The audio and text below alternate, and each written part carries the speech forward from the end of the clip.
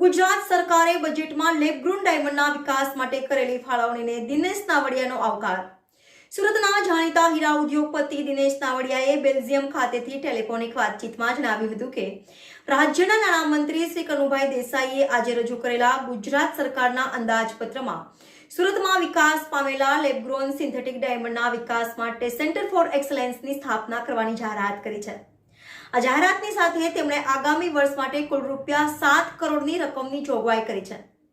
ગુજરાત સરકારની આ પહેલને હું આવકારું છું અને તેના કારણે સુરત સહિત ગુજરાતમાં વિકાસ પામી રહેલા કૃત્રિમ હીરા લેબગ્રોન ડાયમંડ સિન્થેટિક ડાયમંડના ઉત્પાદન અને નિકાસને જબરદસ્ત વેગ મળશે એ નિશ્ચિત છે. અત્રે ઉલ્લેખનીય છે કે સમગ્ર ભારતમાં સૌથી વધુ લેબગ્રોન ડાયમંડનું ઉત્પાદન સુરત શહેરમાં થઈ રહ્યું છે. રિપોર્ટર નૈતિક રેશમવાળા, NN ન્યૂઝ, સુરત.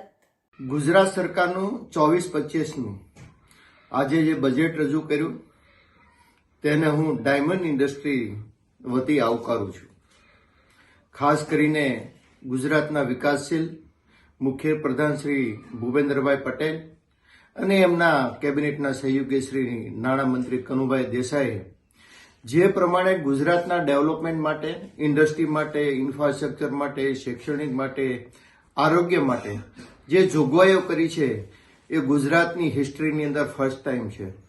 અને સાથે સાથે ભારતના યશસ્વી વડાપ્રધાન શ્રી નરેન્દ્રભાઈ મોદીના વિઝનને લેબગ્રોન ડાયમંડને ડેવલપ કરવા માટે સુરતની અંદર 7 કરોડની એક્સેલન્ટ સેન્ટરની જે શરૂઆત કરવા માટેની જાહેરાત કરી છે તેને હું આવકારું છું.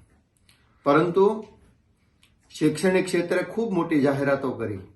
અમારી આઈડીઆઈના ડેવલપમેન્ટ માટે અમારી માંગણી હતી કે ઇન્ડિયન ડાયમંડ ઇન્સ્ટિટ્યૂટને પણ એક સ્કિલ ડેવલપમેન્ટ માટે ડેવલપ કરવા માટે 5 કરોડ કરતાં વધારેની જોગવાઈ કરવામાં જો આવે તો આ આઈડીઆઈનું પણ એક શૈક્ષણિક માળખું સુધરે.